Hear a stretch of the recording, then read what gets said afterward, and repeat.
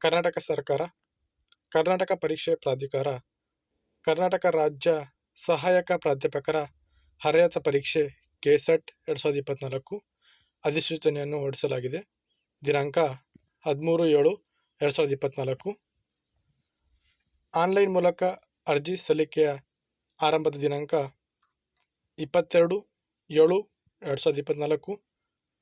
Online ಮೂಲಕ ಅರ್ಜಿ ಸಲ್ಲಿಕೆಯ ಕೊನೆಯ ದಿನಾಂಕ 22/8/2024. ಅರ್ಜಿ ಶುಲ್ಕ ಪಾವತಿಸಲು ಕೊನೆಯ ದಿನಾಂಕ 26/8/2024.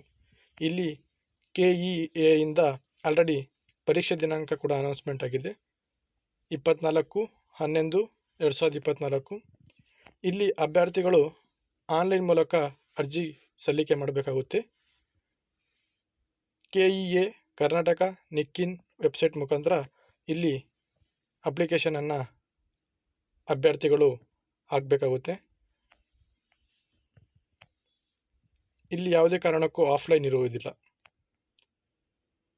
ಇಲ್ಲಿ ಕೆಸೆಟ್ 2024 ಪರೀಕ್ಷೆಯು 41 ವಿಷಯಗಳಲ್ಲಿ ನಡೆಸಲಾಗುತ್ತಿದೆ. ಇಲ್ಲಿ ಎಲಿಜಿಬಲ್ ಏನಪ್ಪ ಅಭ್ಯರ್ಥಿಗಳು ಅಂದರೆ UGCಯಿಂದ ಮಾನ್ಯತೆ ಪಡೆದ ವಿಶ್ವವಿದ್ಯಾನಿಲಯ, ಉನ್ನತ ಶಿಕ್ಷಣ ಸಂಸ್ಥೆಯಿಂದ ಸ್ನಾತಕೋತ್ತರ ಪದವಿ ಅಥವಾ ಸಮಾನವಾದ ಪರೀಕ್ಷೆಗಳಲ್ಲಿ ಸಾಮಾನ್ಯ ವರ್ಗದ ಅಭ್ಯರ್ಥಿಗಳು 55% ಅಂಕಗಳನ್ನು ಪಡೆದಿರಬೇಕು. ಪರಿಶಿಷ್ಟ ಜಾತಿ, ಪರಿಶಿಷ್ಟ ಪಂಗಡ, ಇತರೆ ಹಿಂದುಳಿದ ಅಭ್ಯರ್ಥಿಗಳು ಪ್ರವರ್ಗ 1, 2A, 2B, 3A, 3B ಹಾಗೂ ವಿಕಲಚೇತನರು ಹಾಗೂ ತೃತೀಯ ಲಿಂಗ ಗುಂಪಿಗೆ ಸೇರಿದ ಅಭ್ಯರ್ಥಿಗಳು 50% ಅಂಕಗಳನ್ನು ಪಡೆದಿರಬೇಕು. ಇಲ್ಲೇನಪ್ಪ ಅಂದರೆ SC STಗೆ ಹಾಗೂ ವಿಕಲಚೇತನರಿಗೂ ಮತ್ತು ತೃತೀಯ ಲಿಂಗ ಸೇರಿರ್ತಕ್ಕಂಥವರಿಗೆ 50% ಅಷ್ಟು ಅಂಕಗಳನ್ನು ಪಡೆದಿರಬೇಕು ಹಾಗೂ ಜನರಲ್ ಕ್ಯಾಟಗರಿಗೆ 55% ಪಡೆದಿರಬೇಕು. ಇಲ್ಲಿ ಭಾಳ ಒಂದು ಇಂಪಾರ್ಟೆಂಟ್ ವಿಷಯ ಏನಪ್ಪ ಅಂದರೆ ಪ್ರಥಮ ಮತ್ತು ದ್ವಿತೀಯ ಅಂದರೆ ಈಗ ಓದ್ತಿರ್ತಕ್ಕಂಥ ವಿದ್ಯಾರ್ಥಿಗಳು ಈ ಎಕ್ಸಾಮ್ನ ಅಟೆಂಡ್ ಮಾಡಬೇಕು ಬೇಡವೋ ಅಂತ ಕನ್ಫ್ಯೂಷನಲ್ಲಿ ಇರ್ತಾರೆ. ಇಲ್ಲಿ ಏನಪ್ಪ ಹೇಳಿದ್ದಾರೆ ಅಂದರೆ ಸ್ನಾತಕೋತ್ತರ ಪದವಿ ಪಡೆದವರು ಹಾಗೂ ಪ್ರಸ್ತುತ ಶೈಕ್ಷಣಿಕ ವರ್ಷದಲ್ಲಿ ವ್ಯಾಸಂಗ ಮಾಡುತ್ತಿರುವಂಥ ಪ್ರಥಮ ಮತ್ತು ದ್ವಿತೀಯ ಸ್ನಾತಕೋತ್ತರ ಪದವಿ ವಿದ್ಯಾರ್ಥಿಗಳು ಕೆಸೆಟ್ ಪರೀಕ್ಷೆಯನ್ನು ತೆಗೆದುಕೊಳ್ಳಲು ಅರ್ಹರಾಗಿರುತ್ತಾರೆ. ಆದರೆ ಪ್ರಸ್ತುತ ವ್ಯಾಸಂಗ ಮಾಡುತ್ತಿರುವ ಅಭ್ಯರ್ಥಿಗಳು ಪರೀಕ್ಷೆ ತೆಗೆದುಕೊಳ್ಳಲು ತಾತ್ಕಾಲಿಕವಾಗಿ ಮಾತ್ರ ಪ್ರವೇಶ ನೀಡಲಾಗುವುದು.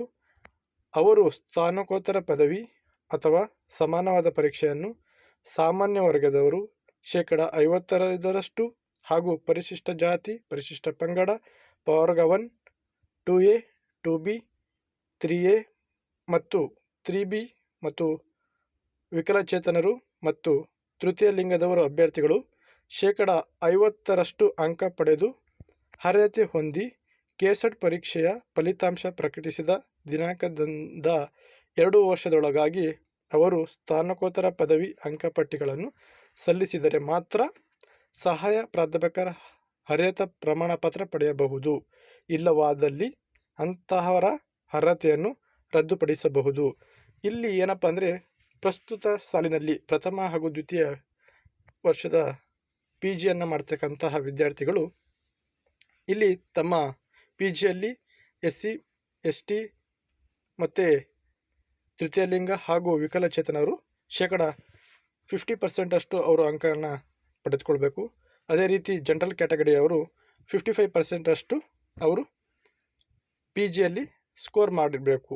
ಅಂತಹ ಅಭ್ಯರ್ಥಿಗಳು ಏನಪ್ಪ ಅಂದರೆ ಇಲ್ಲಿ ಇನ್ ಕೇಸ್ ಕೆಸೆಟಲ್ಲಿ ಪಾಸ್ ಆಗಿದ್ದರೂ 2 ವರ್ಷ ಅಷ್ಟರಲ್ಲಿ ಅವರು ತಮ್ಮ ಕೋರ್ಸನ್ನು ಮುಗಿಸಿ ನಂತರ ಅವರ ಮಾರ್ಕ್ಸ್ ಕಾರ್ಡನ್ನು ಸಲ್ಲಿಸಿದರೆ ಅಂತಹ ಅಭ್ಯರ್ಥಿಗಳಿಗೆ ಇಲ್ಲಿ ಎಲಿಜಿಬಲ್ ಕೆಸೆಟ್ ಪರೀಕ್ಷೆ ಎಲಿಜಿಬಲ್ ಪ್ರಮಾಣ ಪತ್ರವನ್ನು ಕೊಡಲಾಗುತ್ತದೆ.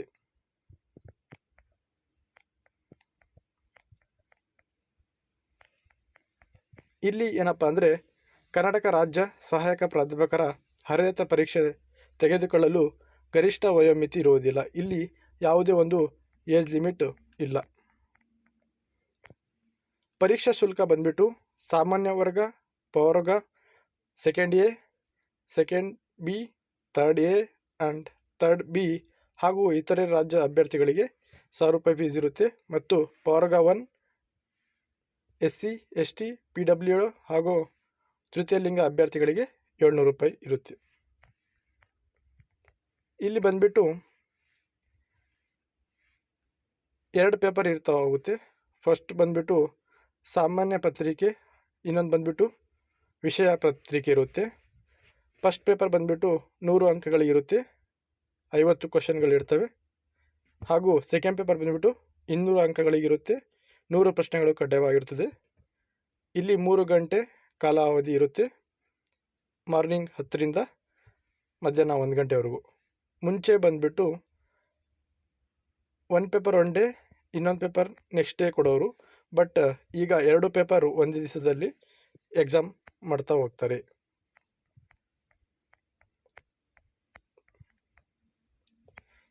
ಇಲ್ಲಿ ಕೆಸೆಟ್ ಪರೀಕ್ಷಾ ಫಲಿತಾಂಶ ಪ್ರಕಟಣೆ ವಿಧಾನ ಏನಪ್ಪ ಅಂದರೆ, ಇಲ್ಲಿ ಜನರಲ್ ಕ್ಯಾಟಗರಿಯವರು ಒಟ್ಟು 2 ಪೇಪರ್ ಸೇರಿಸಿ 40% ಅಂಕಗಳನ್ನು ಪಡೆದಿರಬೇಕು.